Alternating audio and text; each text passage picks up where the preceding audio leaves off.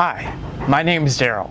Now, we love going camping with our Golden K9 campers, Jake and Sandy here, but we really hate going to RV parks and instead really enjoy state and national parks, as well as boondocking in national forest land. Now, unfortunately, many of those locations, they don't have electrical hookups to be able to run our AC. And with the rising temperatures all over the country, yeah, we were a little concerned with our dogs dealing with the heat. Now, we do have a generator to be able to run our AC, but many parks have restrictions on the time of day and the hours that you can run them. And we can go through a 30-gallon can of propane in a couple of nights, and that gets pretty expensive. So we decided to get a 12-volt AC unit. Now, the strategy is to run the generator, allowing us to run both of the 15K BTU AC, the one that we currently have on, and the 10K BTU 12-volt AC from OutEquipPro. Then, when our trailer gets down to temperature, we'll turn off the generator and the primary AC and let the 12-volt AC unit take over. Now, we would typically do this in the early evening before bed, and the 12-volt AC, it would run in the evening off of the battery. So, that was the plan. So over the last week, I've been installing the unit from OutEquipPro. The unit costs $946 from Amazon. It promises 10K BTU of cooling power, comes with 4,500 BTU of heat, is ultra quiet, as well as energy efficient. Now, I've had the unit installed for a couple of days now, and I can say it's very quiet and also does a really good job of cooling down the trailer. Now, we still haven't taken us camping with us, but I'll have an updated review after our first camping trip in the heat. All right, so let's talk about the install. Now, before ordering, the first thing that you're going to want to do is just get onto the roof of your travel trailer or RV or van or whatever you've got. Now, I'm in Las Vegas. They say it never rains, but it's raining. So apologize for any kind of noise. I'm in a RV storage park, and so the rain's coming down and hitting the covered parking area. But you want to get up on the top of your travel trailer just to make sure that you have the appropriate space. Now, most travel trailers or RVs, most of them have like a vent or a fantastic fan or something like that. Typically, the hole opening for those appliances is 14.1 inches. So if you're going to replace one of those devices with a 12-volt AC unit, just verify that that opening is 14.1 inches. Now, once you've done that, then you're also going to want to make sure and check the space around that opening. Now, this is where my opening starts, is basically right here.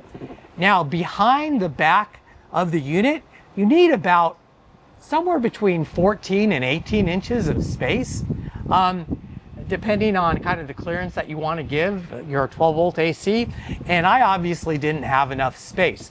So I actually orientated mine 180 degrees from standard.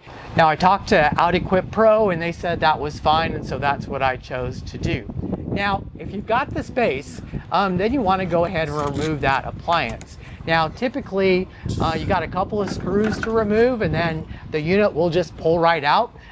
You probably got some sealant that you're going to have to scrape off. I actually used a heat gun on mine because this stuff was really hard, and that helped kind of loosen it up a little bit. But take your time, get that stuff off, kind of clean it off, and then you're going to have a little rubber gasket, a firm rubber gasket that comes with the unit. It's square. You're going to take that, you're going to remove the adhesive, and you're going to put that right over, kind of centered over the top of that opening. Once you've got that in place, then you're going to want to seal all the way around it with RV sealant, and then it's a matter of just getting the AC up on top of your roof. Now, this unit's pretty lightweight.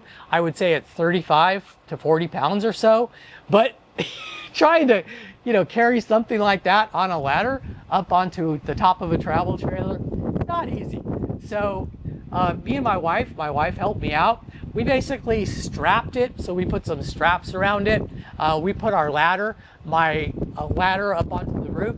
My wife kind of sat below the unit, and then she kind of pushed it up, and then I, with the straps, then pulled it up and carried it over the top of the travel trailer. So that worked out pretty well for us. Once you have the unit on top of the travel trailer, then you put it in that opening. Now, the unit comes with a 12-foot power cable, and it's 6 gauge, so it's really thick gauge cable. When it comes from the factory, it actually comes out the back of the unit, which would require you to put another hole into your travel trailer to run that cable through. You do have the option of internally routing that cable or making a little hole in the gasket to run that cable through. We chose to internally route that cable through the unit. It's not too hard to do. They have really good instructions in the instruction manual for doing that. And so now let's get off the roof and we talk a little bit more about the install. So your next step is to determine how and where you want to connect the power cord to your battery. Now, instead of using our existing bank of batteries, we decided to purchase a dedicated 314 amp hour battery for Dumpum and put it in the storage area and basically use it for the 12 volt AC only.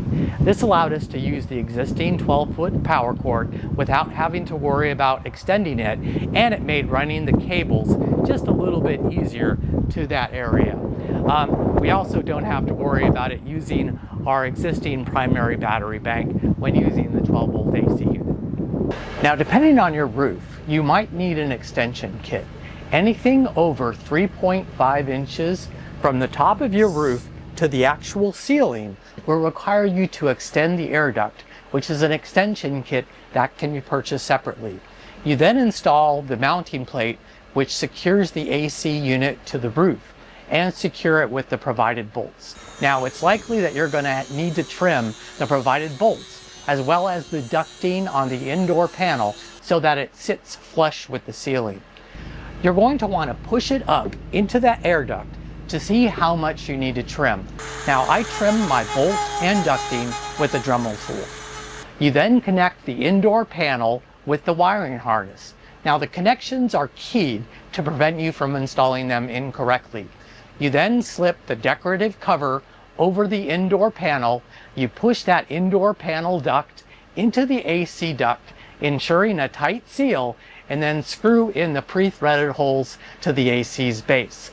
Now, I will say that this last part was actually the toughest, as getting the screws into those holes, it was really difficult.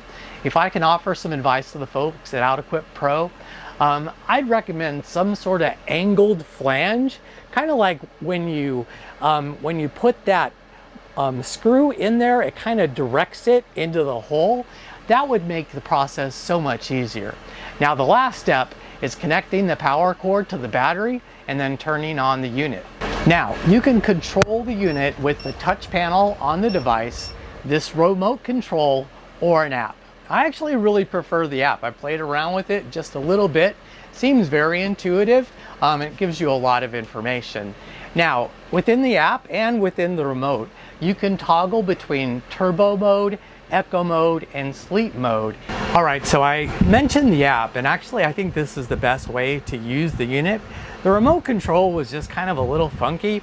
It'll work, but I think the app works a lot better. So you can see on the app, currently it's set for 63 degrees as far as the temperature is in here, and it's in turbo mode.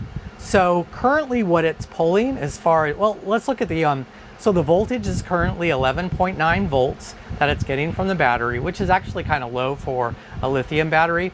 The inlet, which is the temperature in the room, is 82 degrees. And this is actually about 90 something, just an hour ago or so. So yeah, it does a pretty good job of cooling things off in here. We are in Las Vegas. And the outlet, so it's 50 degrees currently what the temperature is coming out of the AC unit.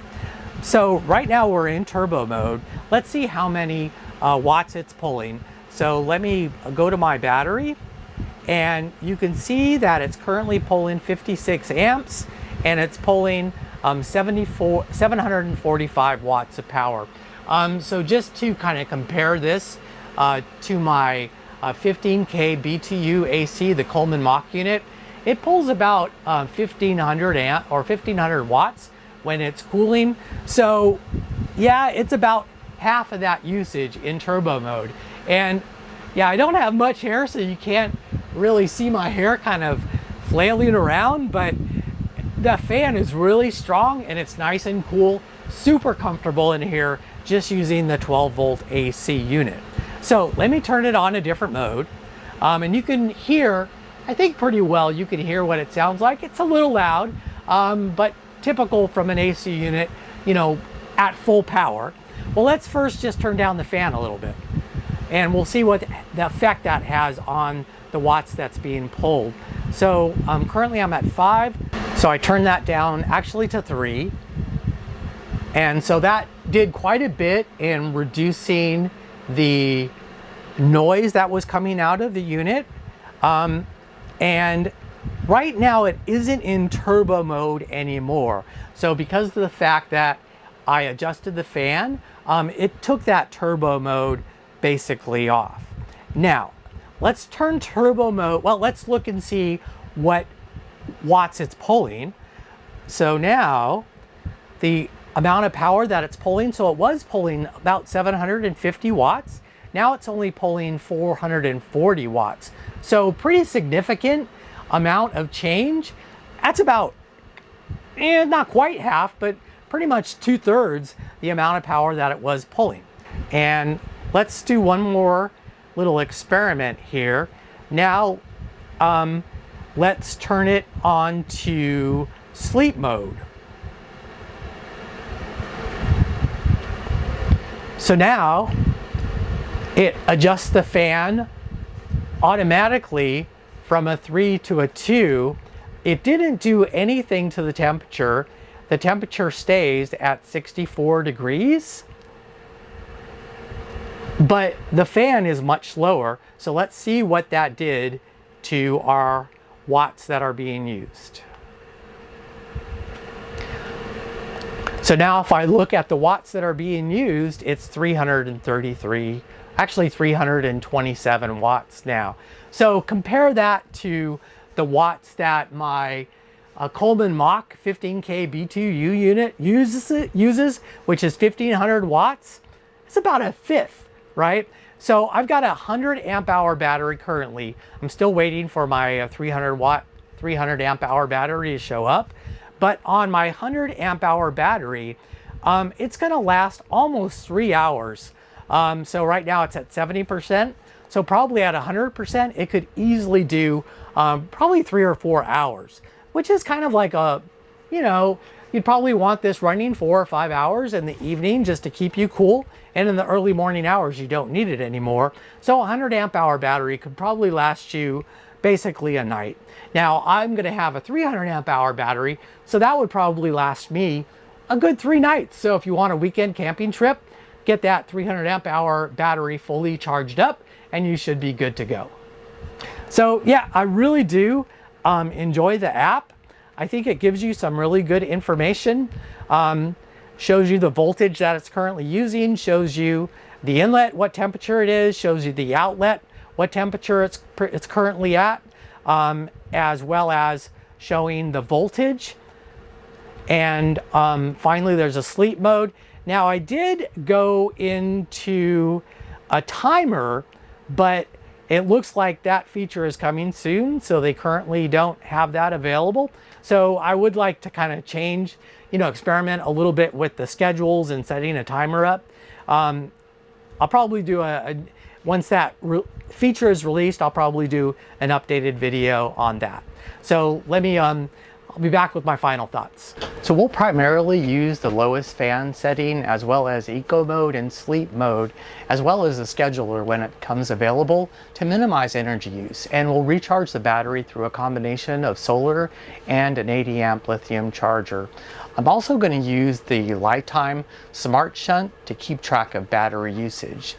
Now overall, installing the unit, it wasn't really too difficult, especially if you're handy, which I am not. The installation instructions, they were pretty detailed, and so far the unit, it's been working pretty flawlessly. This is Daryl, and I hope to see you again very soon.